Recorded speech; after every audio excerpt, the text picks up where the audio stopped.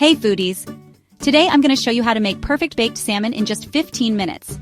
It's quick, easy, and oh so delicious. Let's jump right in. First things first, preheat your oven to 400 degrees Fahrenheit or 200 degrees Celsius. While that's heating up, grab your salmon fillets and pat them dry with some paper towels. Next, let's get these fillets seasoned. Drizzle a bit of olive oil over the top, followed by a splash of fresh lemon juice.